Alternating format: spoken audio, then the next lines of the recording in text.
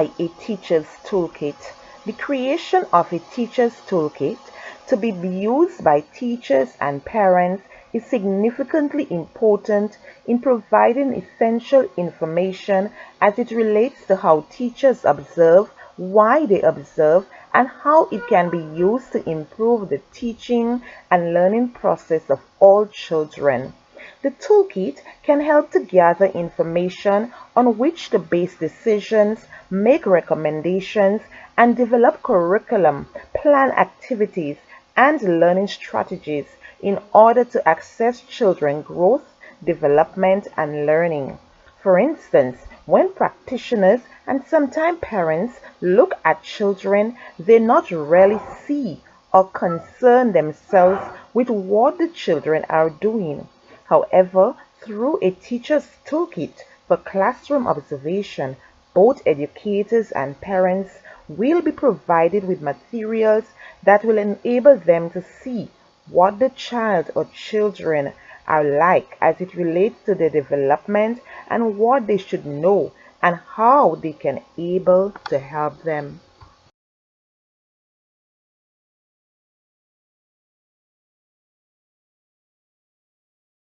Three SMART objectives are: practitioners provide practical tools in their daily practices, thus enhancing children's developmental and academic progress for young children. To provide four essential tools that are significantly important to improve children's learning both to practitioners and parents in order to help make decisions and provide assistance and address children's developmental needs through classroom observation, recording information while assessing their learning abilities.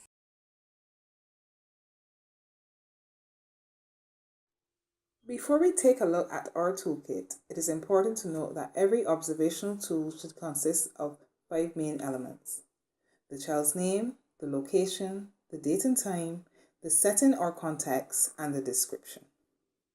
What's in the toolkit? Although our toolkit consists of 8 tools, namely portfolios, event sampling, time sampling, rating scales, checklists, anecdotal records, sampling, and running records,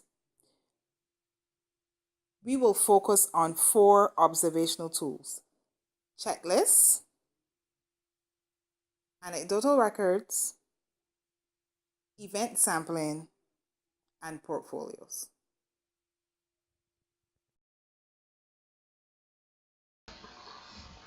Checklists are excellent and powerful tools for observing and gathering information about a wide range of student abilities in all settings, including early childhood setting and home. Burke 2012, in her research, viewed checklists as a list of behaviors used in identifying children's skills and knowledge. It can use as a regular part of practitioners' teaching on a wide variety of topics and subjects. Some checklists can be developmental and can include all the developmental domains such as cognitive, social and emotional, language and physical. Checklists can help both practitioners and parents assess behaviors, traits, skills, and abilities. It will give them ideas of student competencies in certain areas. In addition, checklists can be used over a period, thus enabling practitioners and parents to evaluate children's progress and achievements. Here are some of the things for practitioners and parents to keep in mind when making and using checklists. Each checklist should contain the qualities, skills, behaviors, and other information that you want to observe In other words, tailor each checklist to a specific situation. Make sure you are observing and recording accurately to prevent errors in assessment. File all checklists in student folders to track their progress and for future reference and use.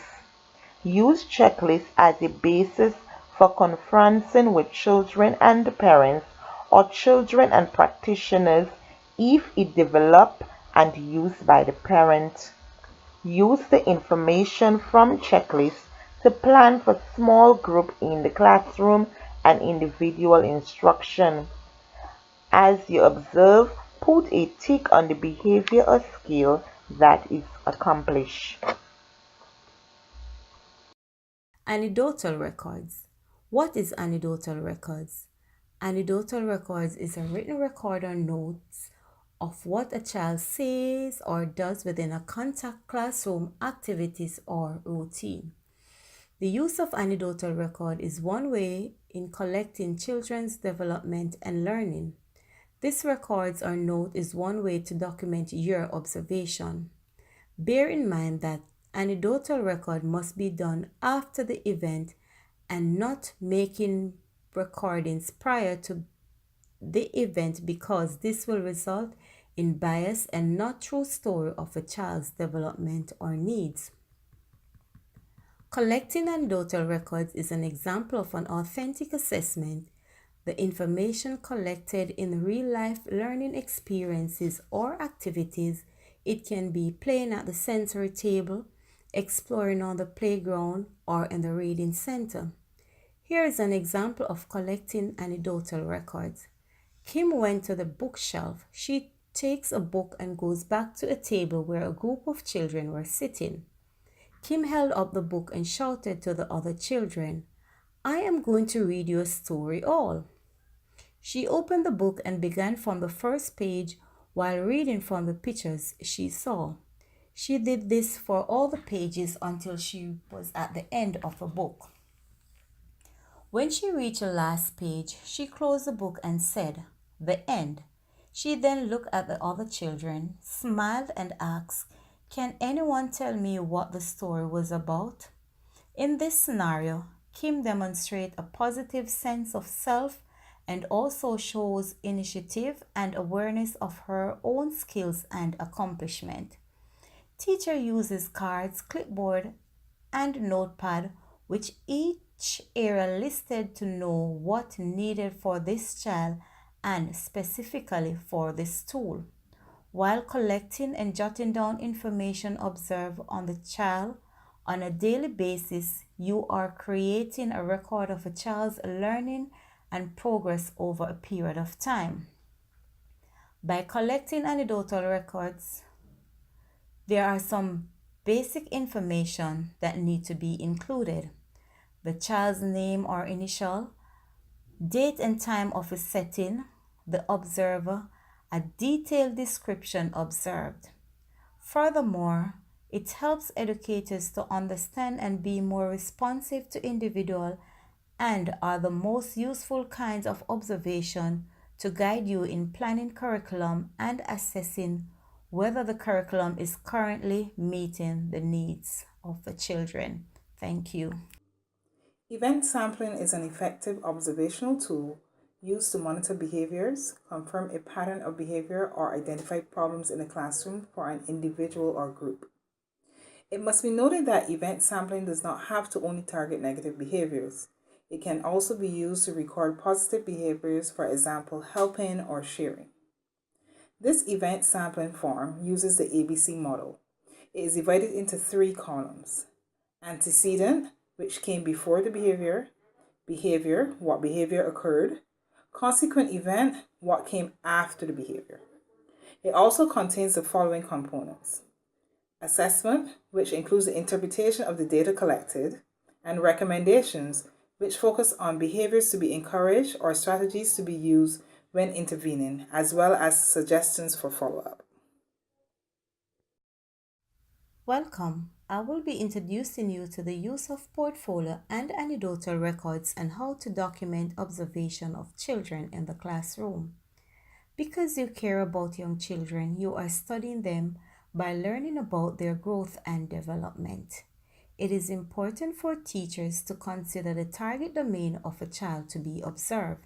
Some examples are physical development, communication development, social development, cognitive development, and creative development. A few questions to ask before completing these observations. Is there a specific behavior I need to target? Is the child struggling with any challenges? But upon answering this question, you would be able to target a specific behavior or incident. Teachers uses a wide range of observational tools for learning, which include in the day-to-day activities of children's progress. Assessment for learning can be a collection of approaches that helps teachers garner information to plan and modify teaching and learning programs for individual students, group of students, and the class as a whole. A learning portfolio is a systematic collection of students' work that help paint a picture of the whole child. The portfolio is dynamic and meaningful for students, teachers, and parents as it reflects the process of collecting, selecting, and reflecting upon learning. A child's portfolio gives a fuller understanding of who the child is and what the child knows and can do.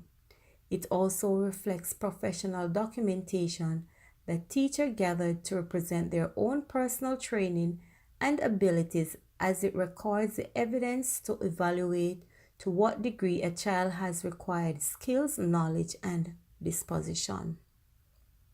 Portfolios are active, flexible, systematically prepared compilation of evidence of a child's work collected over a period of time. The evidence is profound on the importance of assessing and observing children in the early years. Observational tools are also useful in identifying behaviors and skills demonstrated by students.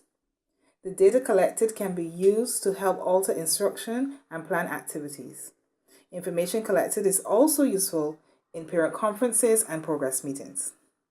To be proficient at recordings, teachers should not only be very well versed in the process, but armed with the strategies and methods appropriate for assessing. By using SMART objectives to ensure that the tools are specific, measurable, and achievable, teachers are able to collect information that is accurate. For this project, we focus on 4 main tools: checklists, anecdotal records, event sampling, and portfolios. The forms created contain 5 main components: the child's name, the date and time, the setting or context, and the description. Armed with these forms, teachers can observe and assess students in all developmental domains.